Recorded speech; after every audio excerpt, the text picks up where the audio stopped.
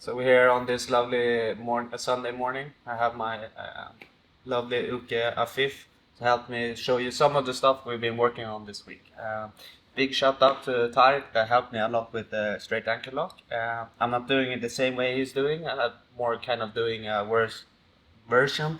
So if you really want to see how it's done, check out how Tarek's does it.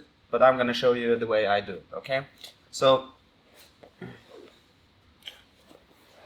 we're gonna come to the legs, but I'm gonna start with my arm first. So I always want to have the sharp part of my hand towards Afif's pretty low down on his foot, not too far up and not too low down, but somewhere in the middle, but from the center line a little bit further down. Okay, if that makes any sense. There I want my arm.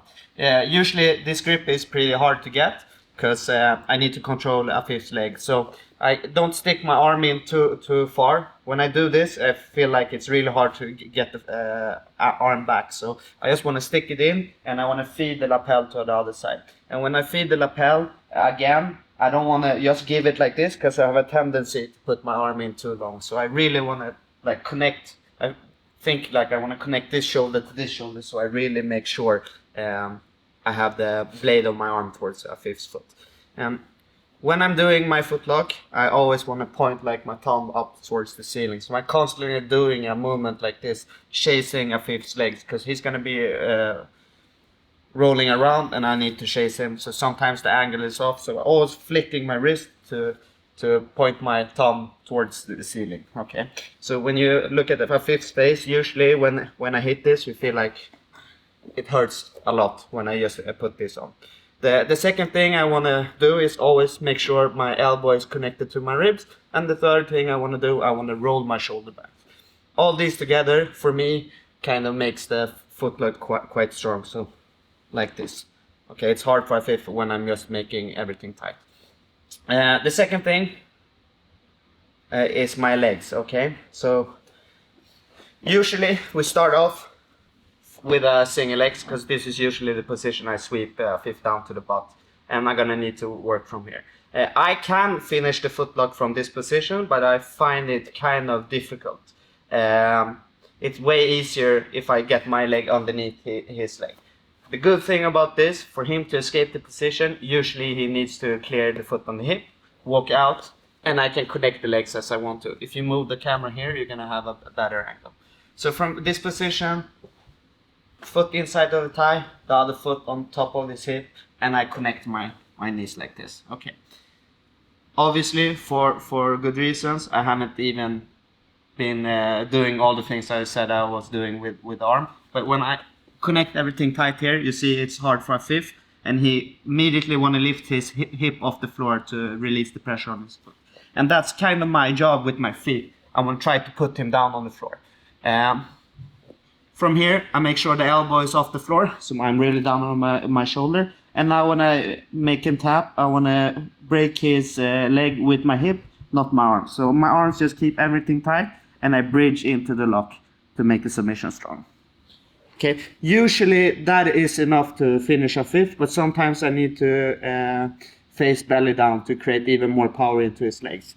The hard part here, when I need to face belly down, when I'm like this, you see my knees are pretty far through his knee, and I want to create something Tarek calls like the knee sandwich. So from here it's really hard to turn belly down.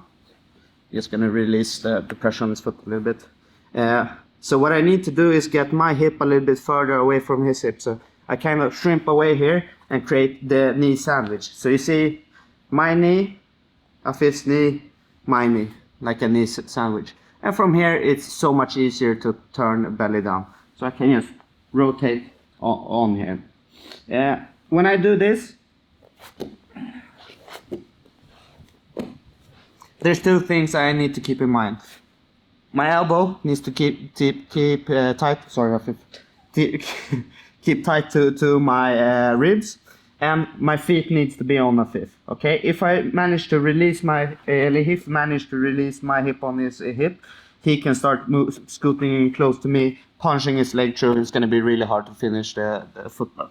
So every time we face belly down, I want to make sure my feet are on him, so it's hard for him to scoot close to me and get his leg in deeper into the submission. And number 2, I want to keep my elbow tight to my ribs. Obviously, I'm constantly flicking my wrist to get the hard part of my arm towards his ankle. And when I make the submission, I want to try to get my hip down to the floor at the same time I'm looking to the ceiling. So the motion is kind of like this, not like this. This creates a lot of power down into of his legs and usually makes him want to tap pretty early. Okay. So 3 key points with controlling the foot. Like the wrist towards his ankle, elbow towards my ribs, and roll my shoulder back. Okay. Then I want to make sure my leg's in the right way.